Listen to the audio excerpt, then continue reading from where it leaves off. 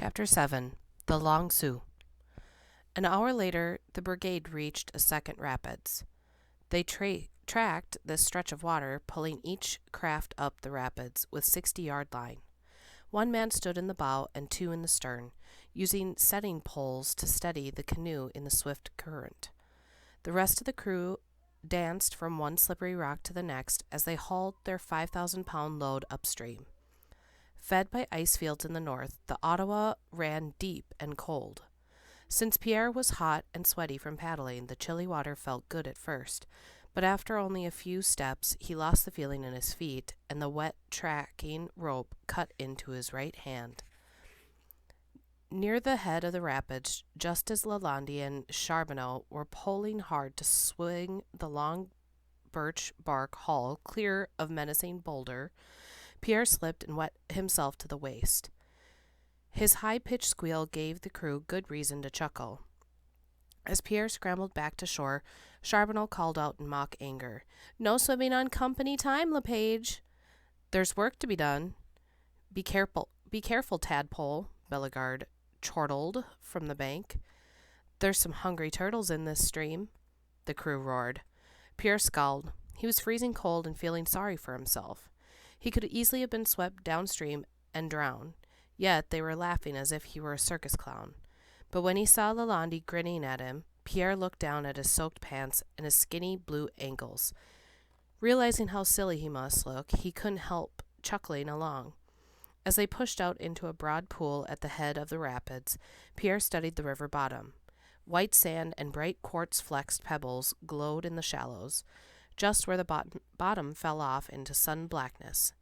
He saw the speckled tail of a huge brook trout. As soon as they hit the open river, the paddlers fell into a stroke-a-second pace. Pierre's sore hand began to ache. He tried hard to keep up, fearing his father's words, "You'll find no better friends than your canoe mates if you do your part." The day grew hot. Pierre's skin itched as his pants dried in the sun. Blue flies, excited by the blood smell from Pierre's hand, buzzed over the canoe. The heat made Pierre dizzy. He felt almost as sick as he had 2 winters ago when an earache came on so suddenly that he cried. He was fine 1 minute, then his head began to pound, and he felt as if someone was shoving a hot pin into his ear. He got so feverish that his eyes wouldn't focus, and according to his mother, he started to say silly things, rambling on about his Aunt Millie and a pig and a silver snuff box. Though Mother and Camille bathed his forehead with cool rags all night, the pain didn't go away until the middle of the next morning, when his eardrum burst. Though Mother was afraid he'd be deaf in that ear, his hearing gradually came back. Just then a deer fly bit Pierre behind the fingers of his right hand, and he dropped his paddle to dig at the throbbing bite. "What's the matter?" Beloit teased. "Does our puppy have fleas?"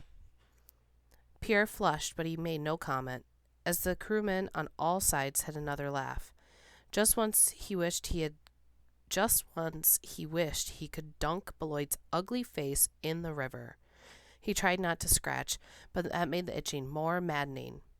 Pierre envied the older men their long hair, which kept the flies off their necks and shoulders. Luckily, there was more bull work this morning than paddling. If he was careful with the tracking lines, his cuts might start to heal. Just after they'd tracked their canoe up a tight chute bordered by lichen-covered rock ledges, Charbonneau gave Pierre advice that didn't seem to make sense. "If the paddling seemed hard, Pierre," he said, "it is only because you make it so. To paddle properly, you must forget you are paddling." Pierre frowned as the steersman continued. "It may sound crazy, but it works." "Tell these blisters they don't hurt," Pierre said. Charbonneau's tone angered him.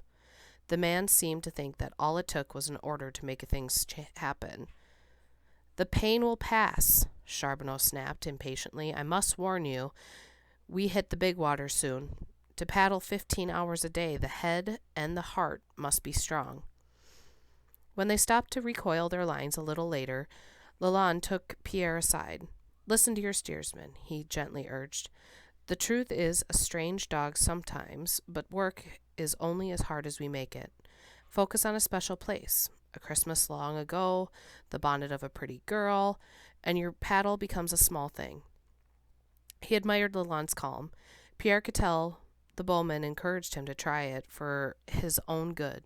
When Charbonneau only worried about how many miles the brigade could make when they took up their paddles again, Pierre tried to follow his advice. He studied the pines along the river bank, but his hands still hurt. He recalled his last time with Celeste, but even as he imagined her bright blue eyes, his ears burned at the memory of his awkwardness. The more he thought about the advice, the more foolish it sounded. He'd never made a job easy by forgetting. Forgetting made his mother angry. How many times has he been sent out after supper to finish a chore he'd forgotten? It isn't fair for the chickens to go hungry because you're lazy, she'd say. The brigade finally stopped for breakfast at the base of a rapids. There was a short but steep portage. As the canoes coasted up the landing, Pierre noticed that each man briefly doffed his cap. He looked up and saw a series of faded red crosses standing on top of the hill. He'd heard about these crosses left in memory of voyagers who'd drowned, but he'd never seen them, or never seen one. After the men unloaded, Pierre studied the white trough that roared down the boulder-strewn channel. He was awed that anyone would ever attempt such a run. He looked back up on the hill and asked Lalonde, "How many crosses are there?" 19 as of last fall. That many died right here? Lalonde nodded. In the pool below the rapids, Pierre watched a beaver-gnawed stick bobbing in the foam. It was easy to imagine a dead man, face down in the flotsam, spinning in a slow circle. Why would anybody ever want to try those rapids? It's a tough carry, was all Lalonde said. Voyagers don't try it anymore, do they? It is forbidden by the company. The flat tone of Lalonde's voice hinted that this was a policy not always obeyed.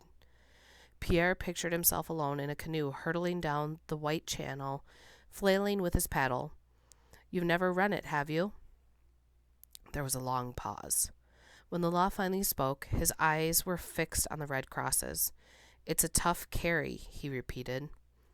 Breakfast was the same as dinner, and the same as every meal would be for the next 6 weeks. Boiled corn and salt pork. Pierre nibbled at the first bite, and only then realized his hunger. He devoured his heaping plateful, not caring whether it was corn or oats or hay. Food helped drive the paddles, and he needed strength. When it was time to portage, Pierre carefully inspected both his parcels. Catching him with his hand beneath the pack flaps, La Petite teased, "What you fishin' for, Pierre?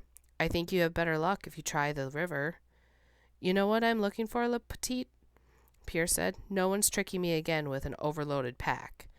So I will have to find another pony to place my wagers on." "That's right. Well, here's your slice of the pie." With a big laugh that echoed up the rocky channel, he tossed Pierre a coin purse. Then, as Pierre was getting ready to hoist up his pack, Lalonde took him by the arm. "And here's a little present from me." Lalonde, his blue eyes lit with excitement, handed Pierre a shelf knife. The handle was carved caribou horn and it had a moose hide sheath decorated with colored beading. "I couldn't take such a fine—" "You deserve it. You won that wager for us." "But this is too much," Pierre protested. "I promised you a share. Besides, I made it myself. It's a winter hobby of mine. A knife means more to a boy than a sack of coins, right?" Pierre nodded, awed by the gleam of the honed edges. "Besides, we white hairs gotta stick together," Lalonde grinned, ruffling Pierre's hair. "Just don't cut your hand off. Your mother would skin my hide." When Pierre had both 90-pound parcels in place, he was amazed at how light they felt. The balance was so much better than the pack they'd tricked him with, that one rode low on his hips and put a strain on his back and neck. These sat high and let him carry the weight with his legs. The rest of the day passed quickly in a mix of brief paddling stints and work with the tracking lines. Most of the men were suffering from the previous night's celebrations, and they had looked peaked. Beloit, complaining so loudly that the whole brigade could hear, claimed his mouth tasted like the inside of a British boot. The only excitement occurred late in the day, when the La Petite's bowman suddenly drew out his northwest gun and fired towards the near shore. There was a furious flapping of wings, and after the smoke from the musket charged driftily downriver, Pierre saw a duck floating on the water. The canoemen cheered when the man tossed his kill to the cook, Andre Bellegarde. "Meat for the cooking pot," Lalande called out. Emile, grinning hungrily, yelled, "Duck soup!" Bellegarde stood up in his canoe, limp carcass in hand, and bowed dramatically to his benefactor. "Fine shooting, monsieur," he said.